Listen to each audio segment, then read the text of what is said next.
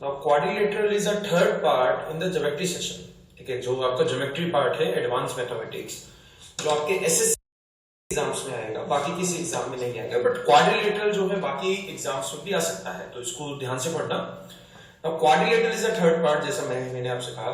तो क्वाड्रिलेटरल से पहले आपको ट्राइंगल पढ़ना है और आपको सर्कल्स करना है, मतलब ट्राइंगल्स भी की थ्योरम्स का भी यूज करेंगे और सर्कल की थ्योरम का भी यूज करेंगे। फाइन, तो क्वाड्रिलेटरल आपको थर्ड स्टार्ट करना है after triangle and the circle. ठीक है, तो एक बार स्टार्ट करते हैं।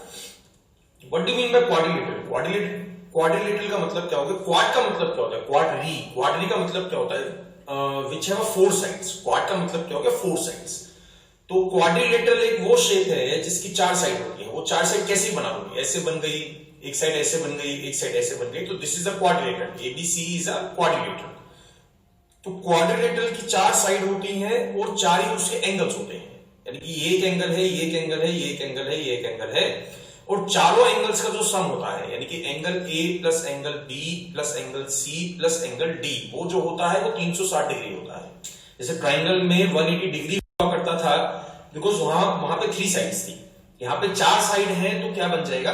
360 degree is the right answer. Fine, तो ये दो चीजें बिल्कुल बेसिक सी हैं, four sides and four angles, and sum of all the four angles is 360 degree.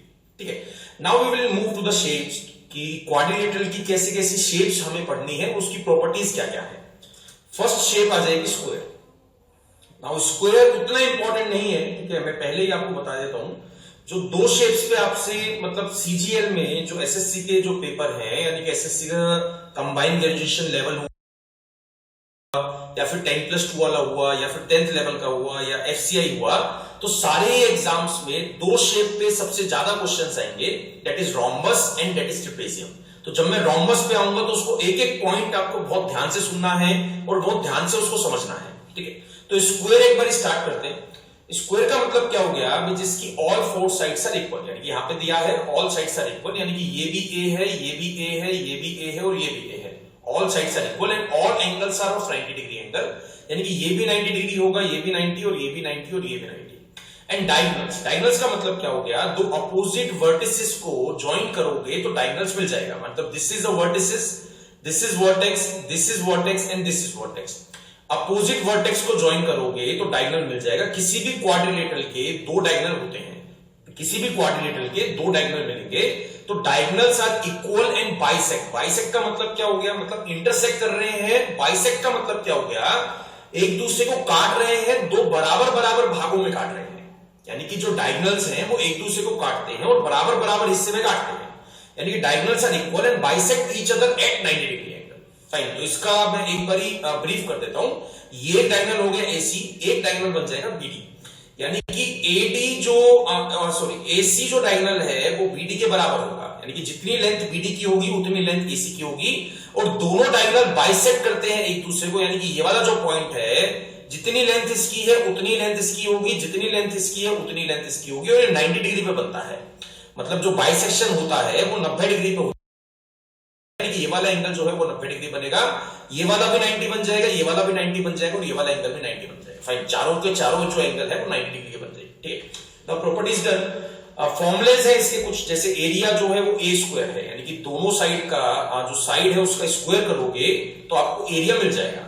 एक और तरीके से मैं एरिया निकाल सकता हूं, हाफ इंटू में डी स्क्वायर, यानी कि जो भी डायगोनल है, D is the diagonal, D जो है वो डायगोनल है, जो भी डायगोनल है उसका स्क्वायर करोगे और हाफ से मल्टीप्लाई करोगे तब भी आपको क्या मिल जाएगा? Area is the right answer. ठीक है, इसके अलावा पेरीमीटर का मतलब क्या हो गया? परिधि। पेरीमीटर इज लाइक कि सम ऑफ ऑल द साइड्स, यानी कि सारी साइड्स का सम कर दोगे तो पेरीमीटर मिल जाएगा। तो इट इज मोस्ट इजी, भाई कुछ नहीं करना, सारी साइड्स का सम करना है, तो सारी साइड बराबर है तो आंसर क्या आ गया? 40। Now this is important, diagonal. Diagonal का मतलब क्या हो गया? जैसे डायगोनल जो है बीडी और एसी बराबर है, तो उस बराबर की लेंथ कैसे निकालोगे? यानी कि AC is equal to BD किसके बराबर हो गया? √2a। ए क्या है? साइड, यानी कि ए क्या है? साइड। √2 को साइड के साथ मल्टीप्लाई करोगे तो डायगोनल की लेंथ आपको मिल जाएगी। तो स्क्वायर की मतलब अगेन एंड अगेन मैं एक चीज यहां पे आपसे कहना चाहूंगा कि डायगोनल्स आर द इंपॉर्टेंट। मतलब क्वाड्रिलेटरल में जो आपका हिस्सा है, जहां से क्वेश्चंस बनेंगे वो डायगोनल्स का यूज करके बनेंगे। तो एक एक शेप की एक एक शेप की डायगोनल्स आपको ध्यान से समझने कि डायगोनल कहां पे इंटरसेक्ट, कहां पे जो है बाइसेक्ट करते हैं, कहां पे बाइसेक्ट 90 पे करते हैं, कौन सी शेप पे बराबर होते हैं, कौन सी शेप पे बराबर नहीं होते हैं। तो ये एक एक डायगोनल का पॉइंट आपको ध्यान से समझना है। नेक्स्ट शेप पे आ गई, नेक्स्ट शेप है रेक्टेंगल। ठीक है, नेक्स्ट शेप है रेक्टेंगल। और रेक्टेंगल इज व्हाट, जिसकी दो अपोजिट साइड्स यानी कि two pair of opposite sides are equal and parallel. ठीक है, opposite sides are equal and parallel. जो अपोजिट साइड्स होती हैं वो एक दूसरे के बराबर होती हैं और एक दूसरे के समांतर होती हैं यानी कि पैरेलल होती हैं। All angles are 90 degree angle, यानी कि चारों के चारों जो एंगल होते हैं वो 90 डिग्री के एंगल होते हैं। Diagonals are equal and bisects each other, यानी कि डायगोनल्स जो है बराबर हैं और एक दूसरे को बाइसेक्ट करते हैं, यानी कि ये एक डायगोनल बन जाएगा बीडी और एक डायगोनल बन जाएगा एसी, यानी कि दोनों डायगोनल एक दूसरे को बाइसेक्ट तो करेंगे और बराबर भी हैं। बाइसेक्ट कर रहे हैं, बराबर है, तो स्क्वायर से क्या अलग है, स्क्वायर से एक पॉइंट मिसिंग है, यानी कि बाइसेक्ट 90 पे नहीं करते हैं। फाइन, जो ये वाला एंगल बनेगा वो 90 बनेगा नहीं बनेगा वो आपको मालूम नहीं है, वो आपको कुछ भी पता नहीं है। फाइन, तो ये दोनों डायगोनल बराबर हैं और दोनों डायगोनल बाइसेक्ट करते हैं, तो ये चारों के चारों जो साइड हैं, ये जो स्मॉलर साइड्स हैं, इस पॉइंट से इधर इधर इधर इधर, ये चारों की चारों साइड बराबर मिल जाएंगे। ठीक है, तो प्रॉपर्टीज डन। एरिया जो है क्या हो गया, L मल्टीप्लाई B, यानी कि बेस मल्टीप्लाई बाय हाइट, यानी कि L multiply by B, length into में ब्रेड्थ। पेरीमीटर आपको समझ में आ गया, सम ऑफ ऑल द साइड्स, ये L है तो इक्वल साइड्स है ना, अपोजिट आर इक्वल, तो ये भी क्या बन जाएगा L और यहां पे भी क्या आ जाएगा B, तो twice of L and twice of B plus कर दोगे तो पेरीमीटर आपको मिल जाएगा। डायगोनल इसको याद कर लेना, यानी कि अंडर रूट के अंदर L square plus B square है। डायगोनल की लेंथ में कैसे निकाल दूंगा भाई, दोनों डायगोनल बराबर हैं तो डायगोनल की लेंथ भी एक ही आएगी, अंडर रूट के अंदर L square plus B square. यानी कि ज्योमेट्री जो है मतलब geometry is all about cramming, यानी कि ज्योमेट्री जो है बेरटने वाली चीज है। You need to learn the formulas, formulas आपको एक एक टिप्स पे रहने चाहिए बिल्कुल, कि इसका फॉर्मूला क्या है, इसका एरिया कैसे निकालते हैं, इसका डायगोनल कैसे निकालते हैं, डायगोनल की प्रॉपर्टीज क्या है, तो बहुत ज्यादा आपको याद करना है। ठीक है, इसमें समझने वाला बहुत कम है, इसमें याद करने वाला ज्यादा है। भाई वन मोर, नेक्स्ट शेप पे, दिस इज मोस्ट इंपॉर्टेंट, इस पे स्टार लगा देना। ठीक है, साइड साइड में जो है नोट्स बनाते रहना, यहाँ पे स्टार लगा दो। स्टार का मतलब क्या होगा, मोस्ट इंपॉर्टेंट शेप, यानी कि rhombus, rhombus and the trapezium. जैसा मैंने स्टार्टिंग में कहा था, रोम्बस और ट्रेपेजियम सबसे ज्यादा इंपॉर्टेंट शेप्स हैं। एसएससी में 95% क्वेश्चन जो है इन दो शेप्स पे आए हैं, रोम्बस एंड ट्रेपेजियम। ठीक, तो रोम्बस देखते हैं। Rhombus is a tilt figure of the, tilt का मतलब क्या हो गया, स्क्वायर को थोड़ा सा अगर जो है टेढ़ा करते हो तो रोम्बस मिल जाता है, थोड़ा सा टेढ़ा करते हो तो रोम्बस मिल जाता है, यानी कि rhombus is a tilt figure of square. ठीक है, तो यहां पे अगर देखते हो तो फर्स्ट प्रॉपर्टी क्या है, ऑल साइड्स आर इक्वल। इसकी भी जो है सारी की सारी साइड बराबर है, यानी कि ये भी ए है, ये भी ए है और ये भी ए है। All sides are equal and opposite sides are parallel, opposite side जो है वो पैरेलल रहेंगी और सारी की साइड जो सारी जो साइड है वो इक्वल रहेंगी। Opposite angles are equal, this is important, opposite angles are equal, मतलब यहां पे जो एंगल बन रहा है वो दोनों बराबर होंगे, यानी कि एंगल ए, ठीक है मैं थोड़ा सा लिख देता हूं, एंगल ए बराबर होगा एंगल सी के और एंगल डी बराबर होगा एंगल बी के। ठीक है, इसको याद कर लेना भैया, opposite angles are equal in what, in rhombus. Rhombus में अपोजिट एंगल्स बराबर होते हैं। जब मैं शीट सॉल्व कराऊंगा, क्वेश्चन सॉल्व कराऊंगा तो इसमें इसका यूज करेंगे। डायगोनल्स आर नॉट इक्वल, तो फर्स्ट शेप आई है जिसमें डायगोनल बराबर नहीं है।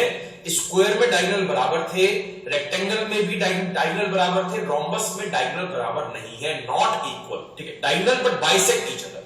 डायगोनल जो है वो एक दूसरे को बराबर बराबर हिस्सों में बांटते हैं। डायगोनल बराबर नहीं है बट एक दूसरे को जहां पे मिलते हैं उसको बाइसेक्ट करते हैं, दूसरे वाले डायगोनल को, जो डायगोनल है वो बाइसेक्ट करेगा, यानी कि ये साइड इसके बराबर मिल गई और ये वाली साइड जो है वो इसके बराबर मिल गई। फाइन, ऑल डायगोनल जो डायगोनल है, diagonal bisects each other at 90 degree angle, यानी कि डायगोनल बाइसेक्ट करते हैं एक दूसरे को, कितने डिग्री पे करते हैं, 90 डिग्री पे करते हैं सॉरी। तो डायगोनल जो है वो बाइसेक्ट करते हैं एक दूसरे को और कितने डिग्री पे करते हैं, 90 पे करते हैं। ये भी एंगल 90 है, ये भी एंगल 90 है, ये भी एंगल 90 और ये वाला एंगल भी 90 है। ठीक है, diagonals R angle bisector, most important, this is also the most important. Diagonal जो है वो एंगल बाइसेक्टर होता है, यानी कि ये वाला जो डायगोनल है, जो एसी जो भाई डायगोनल है, भाई लेट्स सपोज एक मैं एग्जांपल देके आपको बता देता हूं। ये वाला जो एंगल है इसको मान लेते हैं लेट्स सपोज 120 है। ठीक है, फाइन, ये वाला जो एंगल है वो 120 है। अब ये जो एसी डायगोनल है, ये डायगोनल इस एंगल को बराबर बराबर हिस्सों में बांट देगा, यानी कि ये वाला एंगल भी क्या बन गया 60 डिग्री और ये वाला एंगल भी क्या बन गया 60 डिग्री। मोस्ट इंपॉर्टेंट है, बहुत ज्यादा इंपॉर्टेंट है ये वाला, यानी कि diagonals R angle bisector. 6 point भी यही है, डायगोनल्स आर एंगल बाइसेक्टर। ठीक है, तो ये इसके 5 पॉइंट्स है इंपॉर्टेंट। ठीक है, 5 पॉइंट्स हैं। तो डायगोनल जो है वो बाइसेक्ट करेंगे, एक दूसरे को 90 पे करेंगे, इक्वल नहीं होंगे, अपोजिट एंगल बराबर रहेंगे और डायगोनल जो है वो एंगल बाइसेक्टर रहेंगे। बाकी साइड वाइड का तो इजी है, उस पे ज्यादा क्वेश्चंस भी नहीं बनेंगे। क्वेश्चंस बनेंगे डायगोनल्स में। अगेन रिपीट कर रहा हूं, questions will come from the diagonal by using the diagonal. ठीक है, इसका जो एरिया है वो मैं 3 तरीकों से निकाल सकता हूं। एक ये जो D1 D2 है ये डायगोनल्स है, यानी कि D1 एक डायगोनल है और D2 एक डायगोनल है। तो एरिया निकल सकता है half multiply D1 multiply D2, दोनों डायगोनल्स की मल्टीप्लाई और उसको हाफ के साथ मल्टीप्लाई करोगे तो एरिया आपको मिल जाएगा। एक और एरिया मैं निकाल सकता हूं, यानी कि बेस मल्टीप्लाई हाइट, यानी कि बेस मल्टीप्लाई हाइट। ठीक है, तो बेस मल्टीप्लाई हाइट करोगे तब भी आपको एरिया जो है मिल जाएगा। और एक और तरीके से मतलब एरिया में निकाल सकता हूं, जब थीटा आपको दिया होगा, मतलब कोई एक एंगल आपको दिया है, लेट्स सपोज ये वाला 60 डिग्री दिया है या फिर 30 डिग्री दिया है, तो एरिया क्या हो जाएगा side square multiply by sine theta, side square multiply by sine theta.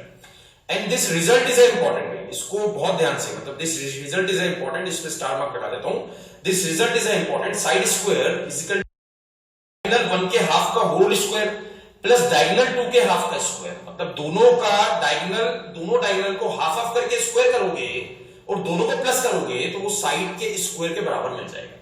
Fine, तो रोम्बस इज इंपॉर्टेंट। दोबारा बोल रहा हूं, अगर कोई भी चीज समझ में ना आई तो इसको प्लेबैक करना, इस शेप को छोड़ना नहीं है, अभी एक एक पॉइंट आपके दिमाग में छप जाना चाहिए। ठीक है, now let's move to the next shape, then parallelogram. Now parallelogram is a tilt figure of the rectangle, यानी कि रेक्टेंगल स्ट्रेट होता है, थोड़ा सा टर्न, उसको टर्न करोगे तो पैरेललोग्राम हो जाएगा। तो पैरेललोग्राम के बारे में ज्यादा क्वेश्चंस नहीं आते हैं, मतलब बहुत ही रेयर आते हैं पैरेललोग्राम, और इसमें ज्यादा कुछ बताने वाला है भी नहीं। तो एक पॉइंट है, फर्स्ट पॉइंट है opposite sides are parallel and equal, यानी कि अपोजिट साइड जो है वो पैरेलल रहेंगी और बराबर रहेंगी, पैरेलल रहेंगी, बराबर रहेंगी। रोम्बस में क्या था, all sides are equal. Rhombus में क्या था, सारी की साइड जो साइड्स थी वो इक्वल थी। इसमें क्या है, opposite sides are parallel and equal, opposite वाली जो पेयर है, जो अपोजिट पेयर है वो इक्वल है और एक दूसरे के पैरेलल है। अपोजिट एंगल्स आर इक्वल, यानी कि रोम्बस वाला केस है भी, अपोजिट जो एंगल्स हैं वो बराबर रहेंगे, ये एंगल इसके बराबर है और ये वाला एंगल इसके बराबर है। Diagonals of the parallelogram bisect each other, यानी कि डायगोनल के बारे में खाली एक ही प्रॉपर्टी है, डायगोनल जो है वो एक दूसरे को बाइसेक्ट करते हैं, यानी कि बराबर बराबर हिस्सों में बांटते हैं। अब वो 90 पे बांटते हैं, नहीं बांटते हैं, एंगल बाइसेक्टर होते हैं, उसके बारे में कुछ भी 1% आपको जानकारी नहीं है। ठीक है, एरिया जो निकाल सकता हूं खाली एक ही तरीके से इसका निकाला जा सकता है, बेस मल्टीप्लाई हाइट। बेस क्या हो गया, लेट्स सपोज यहां पे कोई साइड दी है, this is base and this is height. Height का मतलब क्या हो गया कि यहां से जो आपकी पैरेलल लाइंस है उनके बीच में परपेंडिकुलर डिस्टेंस, आपका परपेंडिकुलर डिस्टेंस जो मैंने आपको ट्रायंगल में बताया था, परपेंडिकुलर डिस्टेंस का मतलब क्या हो गया, जो लाइन यहां पे 90 डिग्री का एंगल बनाएगी। ठीक है, फाइन, जो लाइन यहां पे 90 डिग्री का एंगल बनाएगी। Now let's move to the last shape, that is trapezium, most important. This is also the important, यहां से क्वेश्चंस बनेंगे। मैं अगेन एंड अगेन भी, अगर आपको सीजीएल निकालना है या फिर एसएससी का कोई भी पेपर निकालना है तो you have to cram these two shapes, rhombus and trapezium. Questions यहीं से बनेंगे, बिलीव मी गाइस। ठीक है, तो ट्रेपेजियम आ गया। तो ट्रेपेजियम की शेप इस तरीके की बनती है, only one pair of opposite sides are parallel, यानी कि पैरेलल होती है, इक्वल नहीं होती है, यानी कि ओनली वन पेयर। जैसे ये दो साइड, यानी कि AB is parallel to BC, that's all, इतना आपको पता है, इसके बारे में कुछ नहीं पता है। The diagonals cut each other in the mutually same ratio, मतलब जो डायगोनल होते हैं यानी कि BD और AC, the diagonals cut each other in mutually same ratio. This ratio is same as between the length of the parallel sides.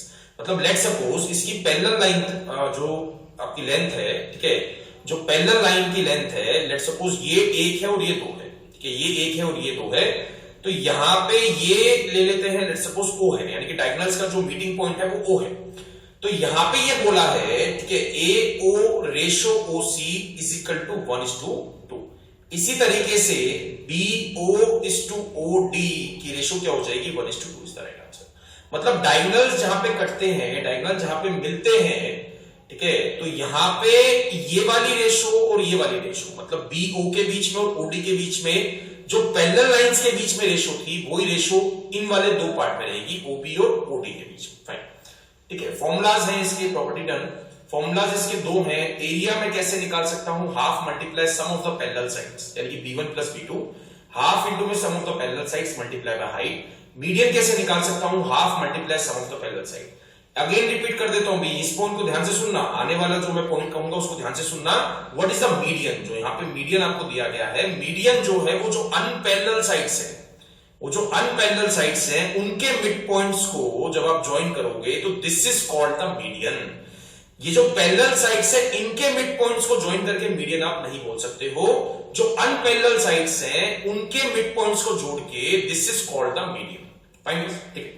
Now let's move to the next part. Now ये है cyclic quadrilateral. तो cyclic quadrilateral के नाम से ही आपको clear हो चुका होगा कि ये क्या कहने वाला है। तब साइक्लिक क्वाड्रिलेटरल क्या होता है, सर्कल के अंदर एक क्वाड्रिलेटरल, मतलब एक सर्कल है उसके अंदर अगर मैं कोई क्वाड्रिलेटरल ड्रॉ करता हूं, ठीक है, उसके अंदर ड्रॉ करने का मतलब क्या हो गया कि क्वाड्रिलेटरल के सारे वर्टिसेस सर्कल की बाउंड्री को टच करने चाहिए, तभी मैं उसको इंस्क्राइब बोल सकता हूं। एक वर्ड आपके क्वेश्चंस में यूज होगा, इंस्क्राइब। तो इंस्क्राइब का मतलब क्या हुआ कि मतलब क्वाड्रिलेटरल अगर सर्कल के अंदर है तो अंदर आपको किस तरीके से बनाना है कि इसके सारे वर्टिसेस, सारे वर्टेक्स जो है वो सर्कल की बाउंड्री को टच करने चाहिए। तो साइक्लिक क्वाड्रिलेटरल जैसे लेट्स सपोज ये ए है, ये बी है, ये सी है और ये डी है, तो साइक्लिक क्वाड्रिलेटरल आपसे बोलता है कि ये जो अपोजिट एंगल्स हैं उनका सम 180 डिग्री मिलेगा ही मिलेगा।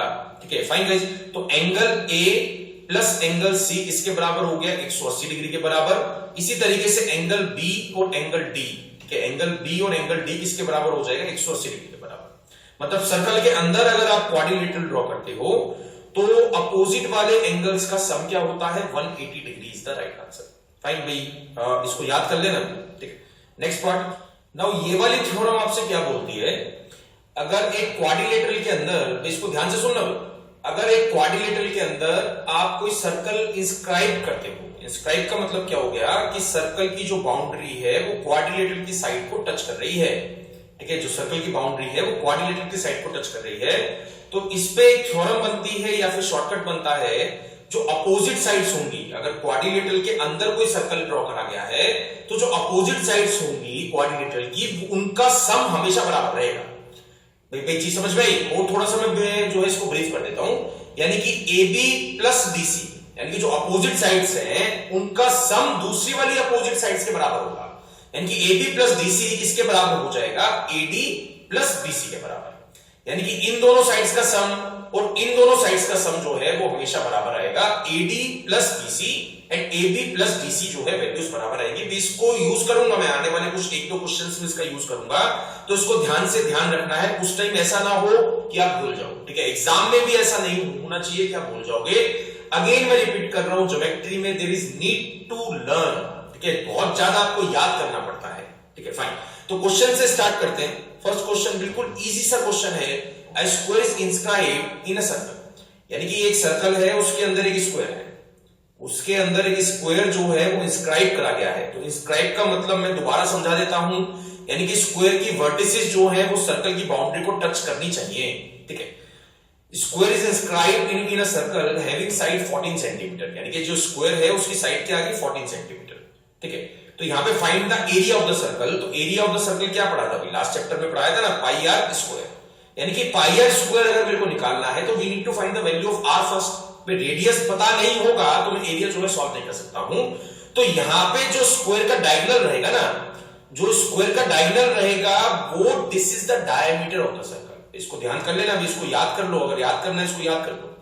Now this is the centre of the circle. जो स्क्वायर का डायगोनल होगा, अगर स्क्वायर सर्कल के अंदर ड्रॉ करा गया है, अगर स्क्वायर जो है वो सर्कल के अंदर इंस्क्राइब करा गया है, तो जो डायगोनल होगा स्क्वायर का that is the diameter of the circle.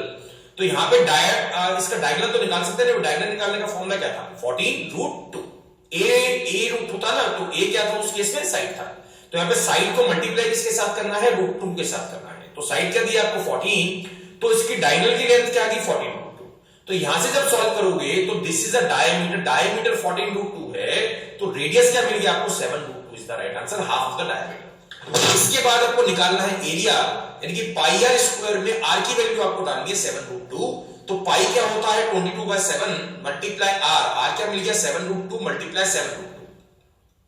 ठीक है, तो 1 7 से कट जाएगा 7, तो 22 multiply 7 multiply 2 is the right answer. तो इसको जब सॉल्व करोगे तो आंसर आ जाएगा 308 is the right answer. This is centimetre square, यानी कि this is the area of the circle.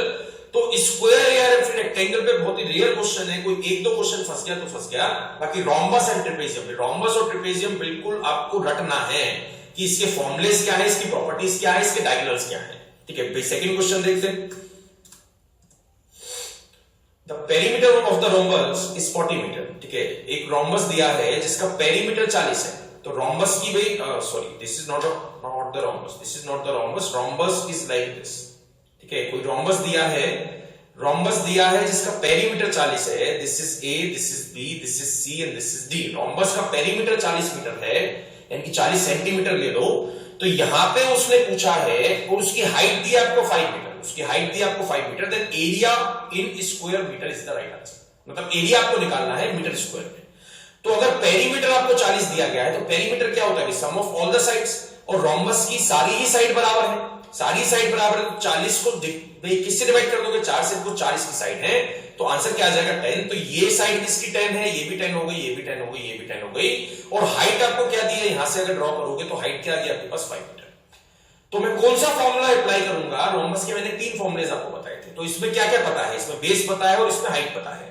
तो फॉर्मूला लगा दोगे, बेस मल्टीप्लाई हाइट, बेस हो गया 10 और हाइट होगी 5। आंसर क्या आ गया, 50 meter square is the right answer. This is the area of the rhombus having 40 meter perimeter and height is 5 meter. Fine guys, let's move to the third question. अब जो मैं जितने भी क्वेश्चन आपको कराऊंगा ना, तो हर एक क्वेश्चन को स्टार्ट होने से पहले ही आपको वीडियो को पोस्ट करना है, फिर कुछ टाइम के बाद उसको खुद से ट्राई करना है। मतलब क्वेश्चन को खुद से ट्राई करना है। मैं ये चाहता हूं कि हर एक क्वेश्चन एक बार खुद से ट्राई करो, फिर उसके बाद वीडियो को प्ले करो। फाइन, तो थर्ड क्वेश्चन ट्राई करते हैं। ठीक है, the area of the rhombus is 150 centimetre square. Area of the rhombus आपको दिया है 150 centimetre square. The length of the one of its diagonal is 10 centimetre.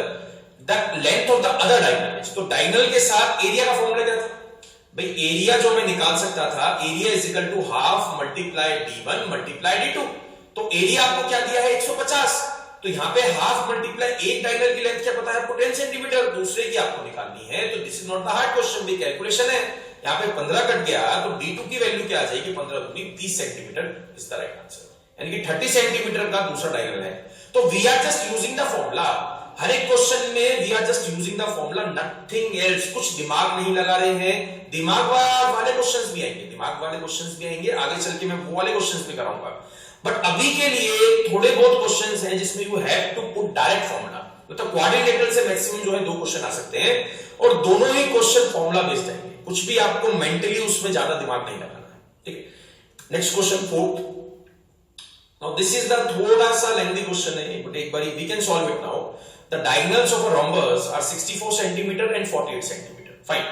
The height of the rhombus is, तो इसमें height और diagonal के साथ कोई link नहीं है, बट डायगोनल्स का लिंक जो है वो एरिया के साथ है, एरिया का लिंक हाइट के साथ है और डायगोनल्स का लिंक जो है साइड के साथ भी है। तो ये 3 फॉर्मुलाज आपको यूज करने पड़ेंगे। देखिए कौन कौन से 3 formulas, area is equal to half multiply d1 multiply d2। तो यहां से निकाल लो एरिया, और एरिया एक और तरीके से निकाल सकता हूं, बेस मल्टीप्लाई हाइट। और एक और फॉर्मूला कराया था, side square is equal to d1 by d2 का whole square plus d2 bye 2 का होल स्क्वायर।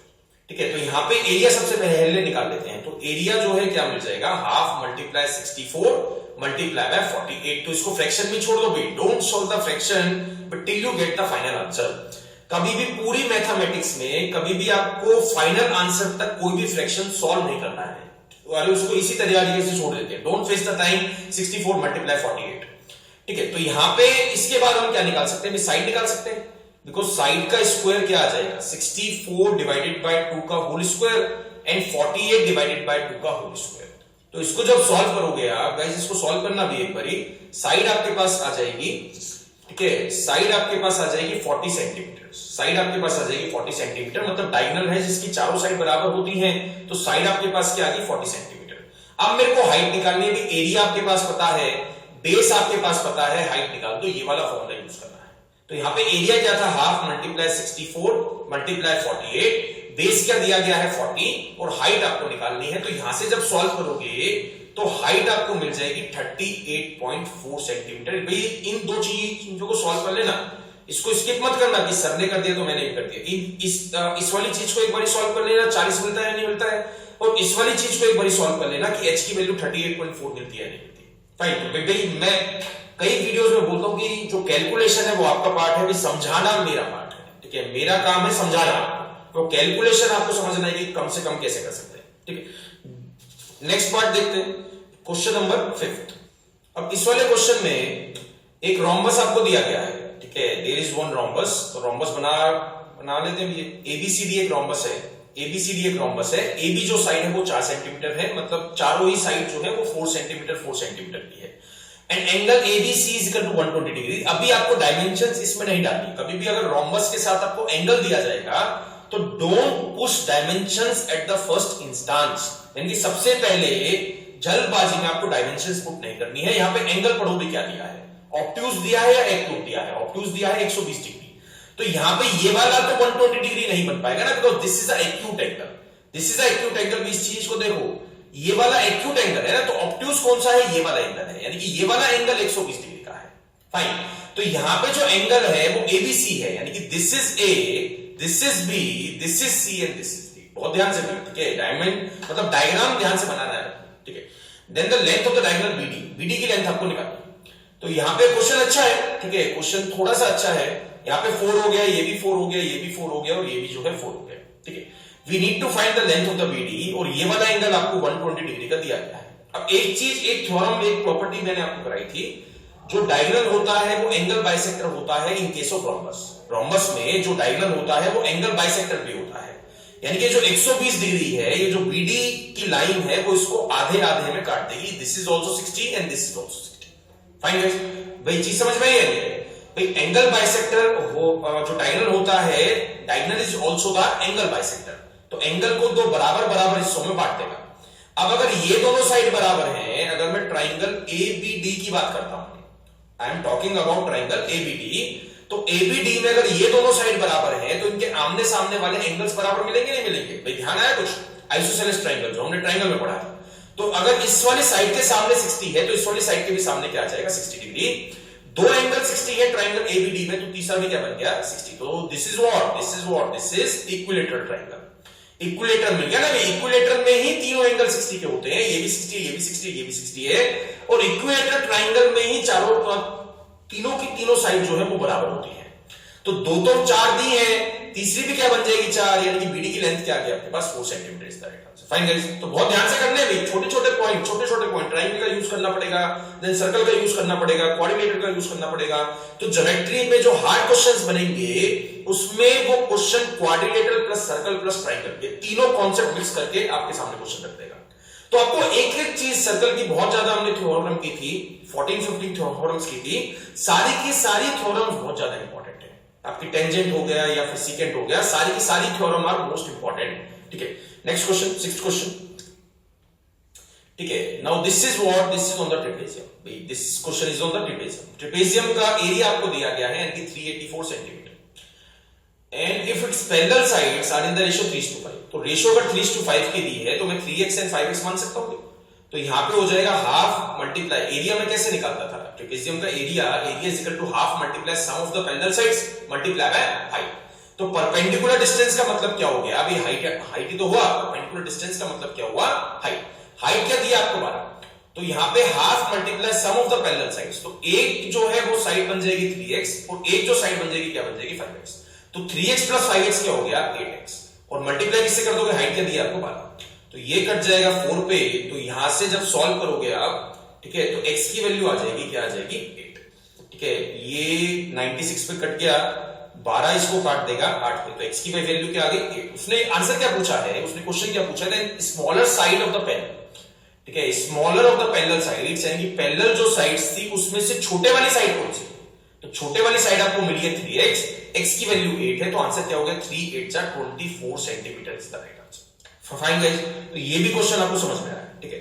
7th क्वेश्चन आपको मतलब वीडियो को पोस्ट करने के बाद एक बार खुद से ट्राई करना है, बहुत अच्छा क्वेश्चन है भी 7th क्वेश्चन, ठीक है। तो आज की क्लास का मतलब मैं इसको रेट करूंगा कि 5 में से 4, ठीक है, according to the difficulty level, difficulty level के बेस पे अगर 5 सबसे डिफिकल्ट है तो ये चौथे नंबर का क्वेश्चन है, ठीक है। तो एक बार देखते हैं, क्वेश्चन काफी अच्छा है, हर एक बच्चे को ये जो है ट्राई करना है, वीडियो पोस्ट करो, इसको ट्राई करो, ठीक है। A circle is inscribed in a trapezium ABCD, ठीक है। एक ट्रेपेजियम है जिसके अंदर एक आपको सर्कल दिया है, ठीक है, जिसके अंदर एक सर्कल दिया है, तो this is the shape of the trapezium. तो इसके अंदर एक सर्कल दिया है, तो this is the shape of the circle. Let's suppose मान लेते हैं कि this is the shape of the circle, वैसे शेप नहीं है सर्कल की, okay. So A B C D, उसने बोला ए बी पैरेलल है सी डी के, यानी कि ए बी जो साइड है वो पैरेलल है डीसी साइड। ए बी दिया है 18 सेंटीमीटर, सी डी आपको दिया है टोटल 32 सेंटीमीटर, ठीक है। डीसी आपको दिया है 32 सेंटीमीटर, और बीसी और एडी दोनों साइड बराबर है, बीसी और एडी दोनों साइड बराबर है, that is 25 centimetre. This is also 25 and this is also 25।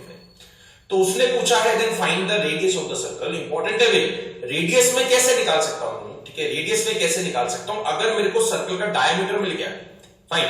अगर मेरे को सर्कल का डायमीटर मिल जाता है तो उसका हाफ कर दोगे तो आर की वैल्यू आपको मिल जाएगी, यानी कि रेडियस आपको मिल जाएगा, फाइन।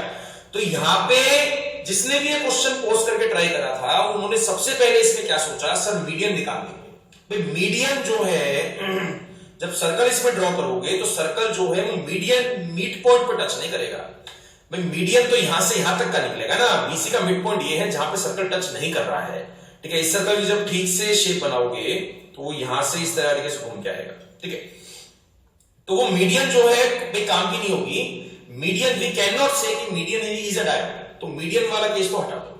तो डायमीटर में कैसे निकाल सकता हूं, but diameter is indirectly the height of the trapezium, यानी कि diameter is the height of the trapezium.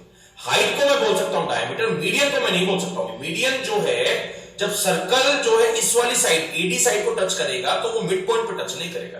तो यहां से जब इस वाले मिड पॉइंट से इस वाले मिड पॉइंट को जोड़ोगे तो मीडियन जो आएगा वो मीडियन डायमीटर नहीं होगा, ठीक है। तो ये आ गई हाइट, हाइट को मैं बोल सकता हूं डायमीटर। नाउ अगला जो क्वेश्चन बन गया है कि how to find the height, height कैसे निकालेंगे इसमें।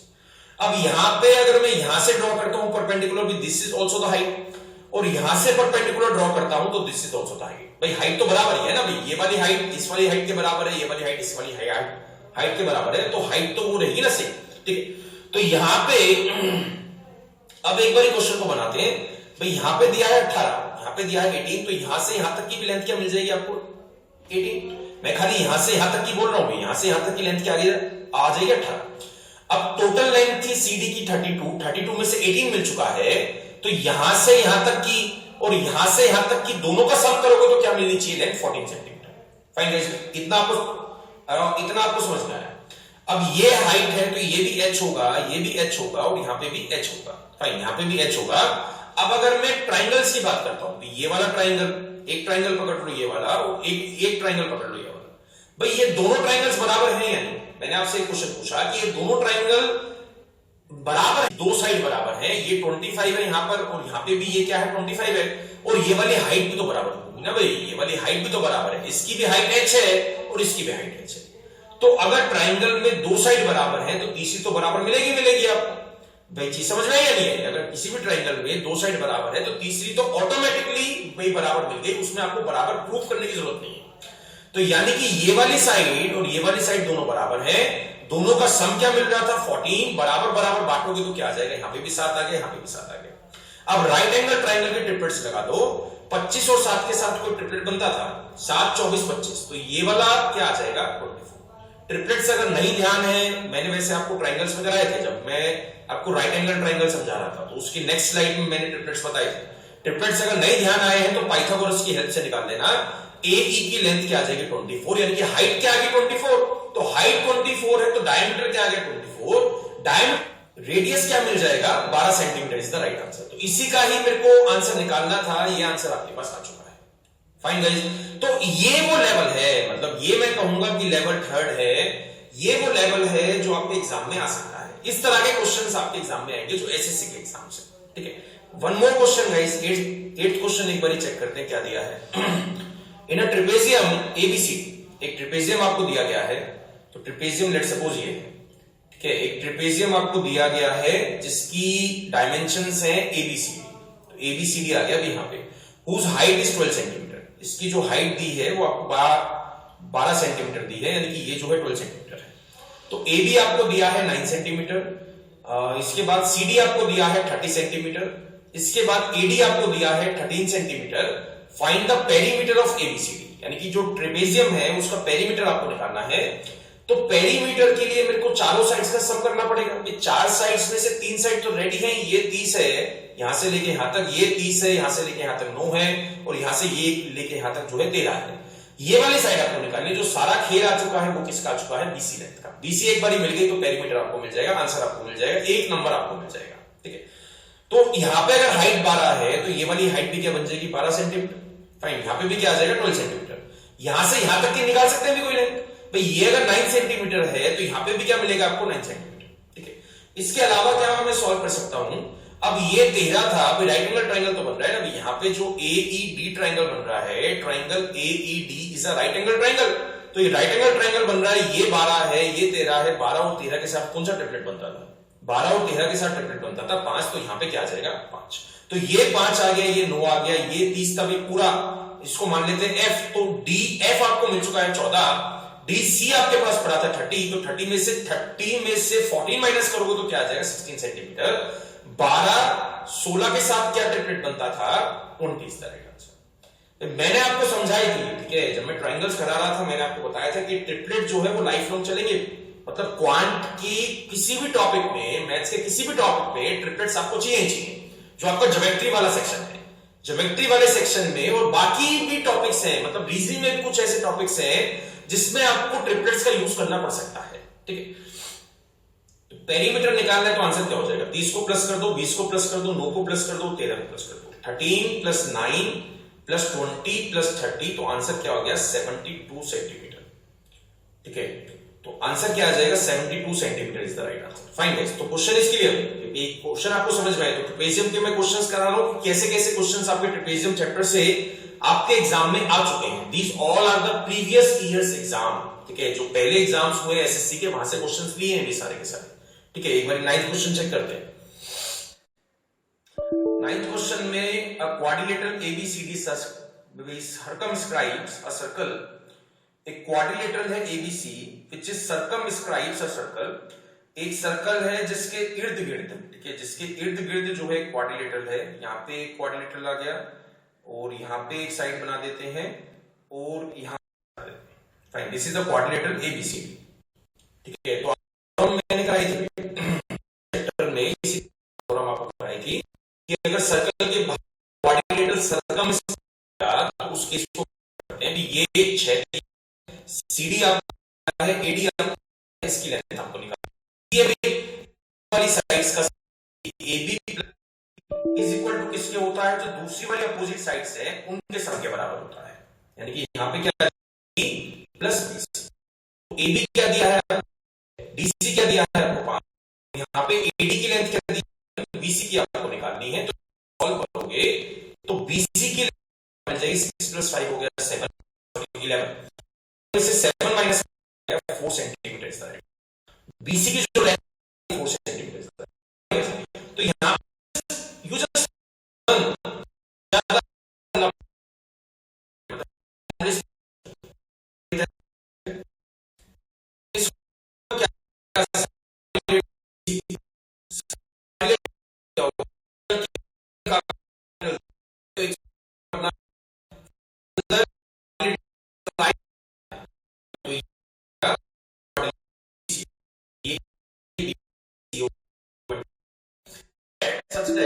AB is equal to BC, यानी कि ये वाली जो साइड है वो BC के बराबर है और AD जो AD है वो DC के बराबर है।